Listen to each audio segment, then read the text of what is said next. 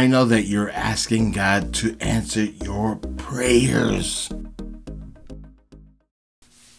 I don't know if you're going through the same thing that I'm going through, but I'm sure that every time you pray and you're asking God for clarity, what is going on? What's taking so long? What is the deal when it comes to delay? What is happening? I don't get it. I've been praying for years and years and years, and there's still prayers are not answered. So here's the thing. What if I tell you that delay is not denial? Well, believe it or not, it's the truth. The truth of the matter is that I'm going to get down to the bottom of this so that I can share with you what you can do when you're struggling and you're waiting on God and you're just dealing with the things that you're dealing with right now and you need an answer. Well, what's happening here? How about, let's talk about restoration. Restoration has already started in your life. Why? First and foremost, you have a relationship with God. There is restoration. And if you look at what I'm going to share with you today, this is very significant in restructuring your life, okay? So what if you didn't miss it? What if the answer was there all along? Or what if God is trying to rebuild you as an individual, as a person who has a relationship with God? Even with a person that don't know God, if you don't know God today, this is a perfect opportunity for you to grasp and really hang on to God, because this is the reason why you've been praying and you want God to enter your life and speak to you, but you have to stop, you're delaying your relationship with God. Let's look at Joel chapter 2, verse 25. I will give you back what you lost. So if you're going through some things and maybe things were lost, I don't mean possession wise, but here's the thing: God doesn't announce restoration. I'm going to restore you. No, because there's so much noise in this world right now, and we have to understand that sometimes He restores quietly. Okay, and what if you thought it probably died during the recovery? Well, if restoration, but what if it's happening right now? What if it doesn't feel like it's there? Why does it feel so heavy that I have to go through some restoration in my life? Well, this is not punishment, because you're waiting on God. That delay is not denial, okay? And I want you to understand how important it is that this is not a punishment. You are not being punished by God. I hate the fact people say, "Oh, I believe God is punishing me." No. Where in the world you get that theologic mindset? It's not. I'm telling you, what if delay isn't discipline, but development? Okay, because God doesn't just punish you. I really believe that, and when people say that, I really believe that God is developing you. He's doing a work in your life. Why? Because you're going through restoration, as we talked about. Restoration, so that way we're... Isaac, what does this have to do with, what's delayed in my life? Why these prayers are not being answered? Well, let me explain here. Let me explain. Romans chapter 8, verse 1. So now anyone in Christ is not judged guilty. So are you in Christ? What's happening in your life? Do you have a relationship with God? how important God is in your life. When you're praying for things and you feel like it's being delayed and you just have no clear understanding of what's going on. So if you're in Christ, you got to wait. That's what Romans talked about. Conviction corrects, okay? Condemnation crushes. And if you feel the pressure, maybe it's shaping you, not shaming you, okay? You have to realize how important it is. So, just listen, you have a clear understanding. It's not punishment. And why does it feel like, so quiet, Well, believe it or not, silence is a strategic way of looking at things. When, God is silence, it means that even though you feel like your prayers are not being answered, you feel like a denial, I think he's not, all this comes to mind, like, maybe why am I praying about this? Why am I going through something that I just can't seem to get the answer? Well, what if silence is proof? He trusts you. Psalms 46 verse 10, be still and know that I'm God. You got to stand. You just, with the rhetoric, the noise that around you, you got to keep silent and just be still. And know that God is going to take care of what he's going to take care of. Even in the silence, forces you to stand still. Stillness builds, awareness, okay? So when you stand still, you're like, oh, okay, well, this is what it means to stand still. You can see the things that are happening, okay?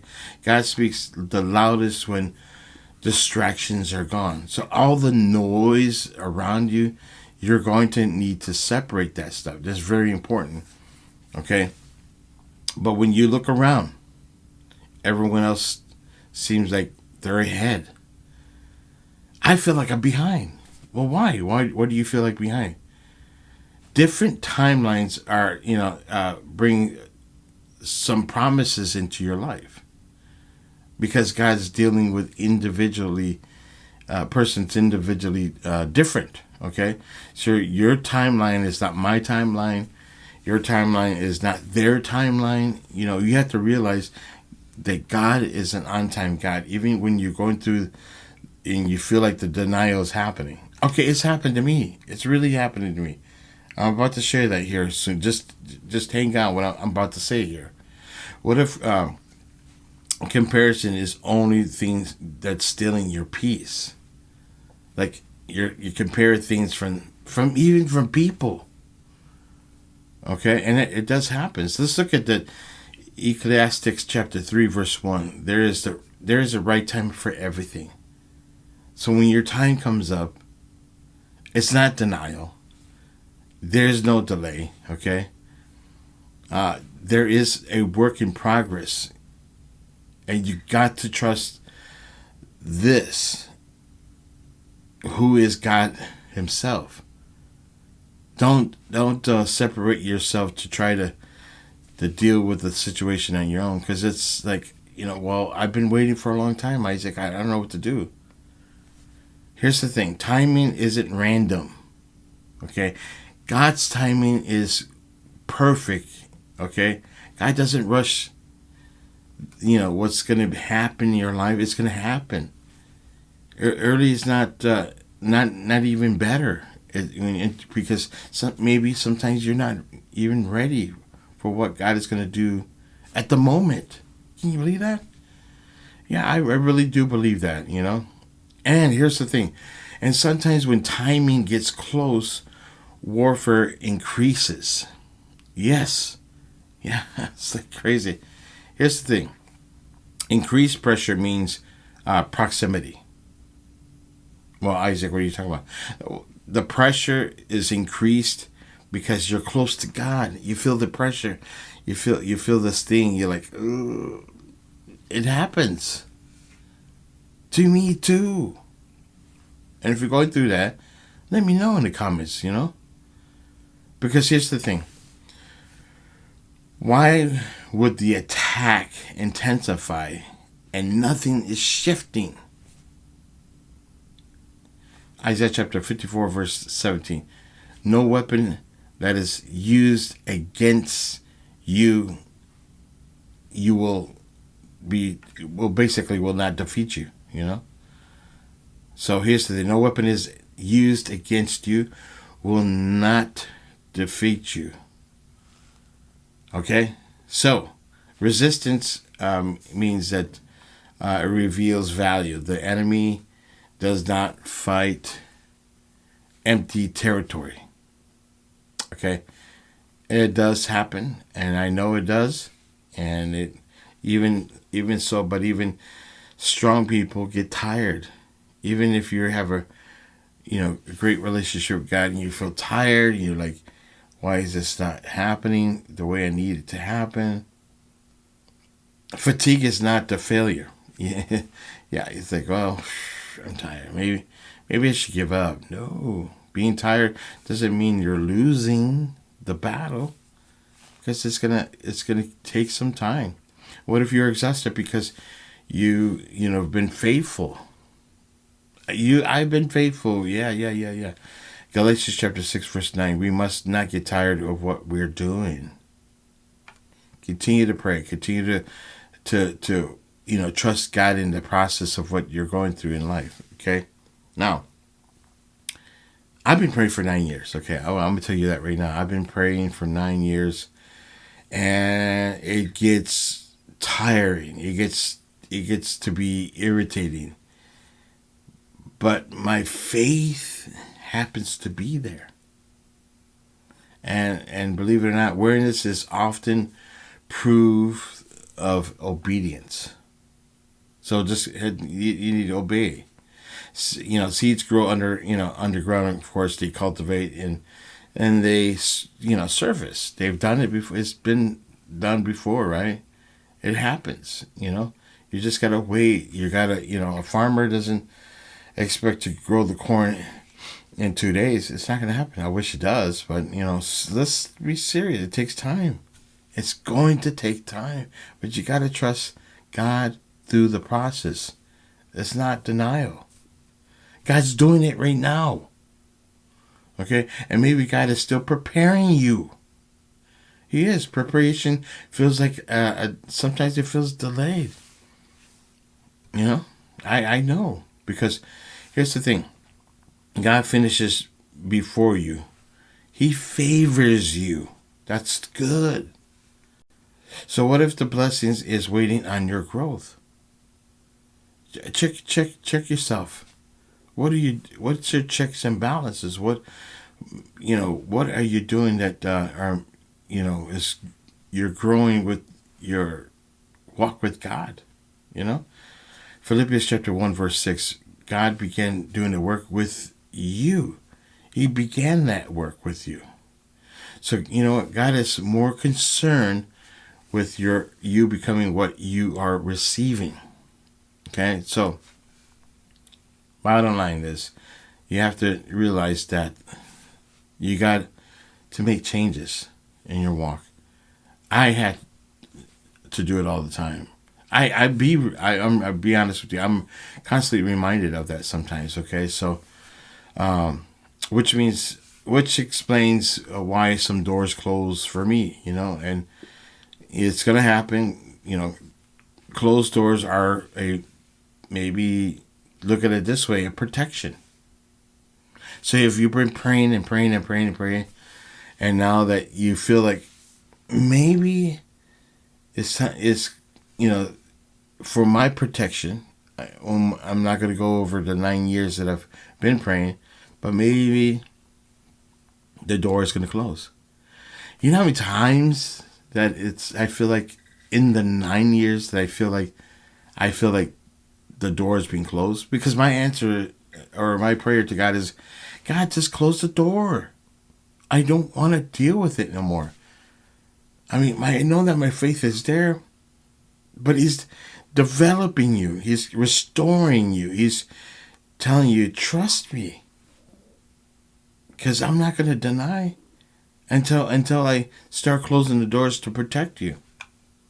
Okay, I mean that's a really good bold statement to understand what that really looks like. Okay, so if it's closed, it wasn't yours to begin with. It wasn't the what God wanted for you at all.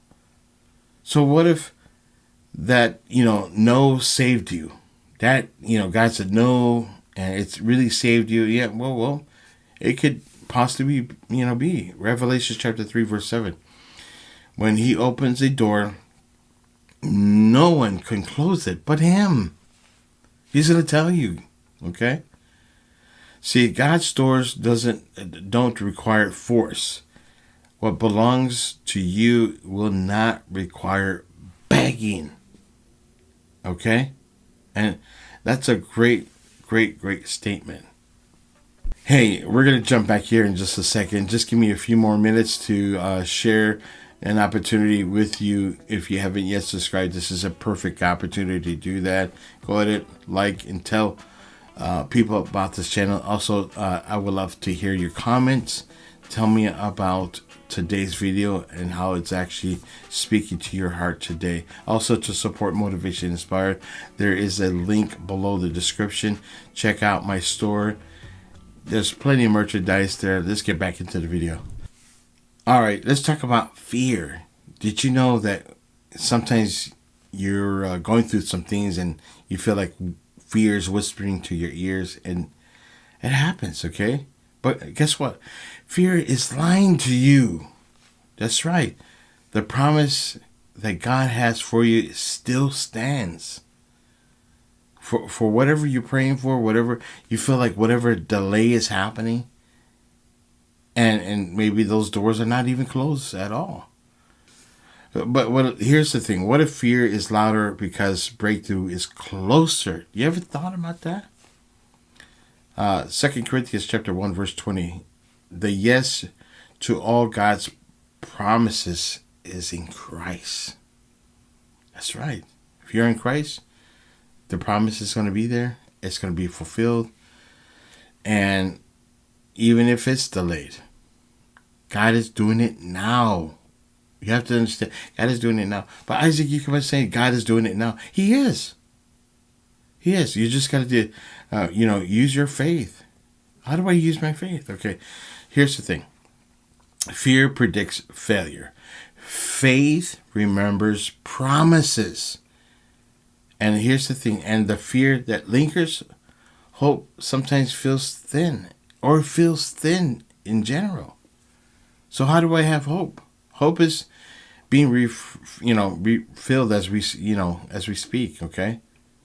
But you have to understand, hope is not gone. The hope is still there. I have hope. I still have 9 years in the game.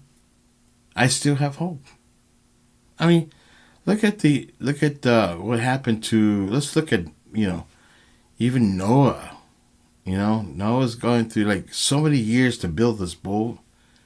He had hope that someday this rain would come, and he's building this ark, and he's just like, well, hope is not gone. At least I got to trust in God, even under the pressure.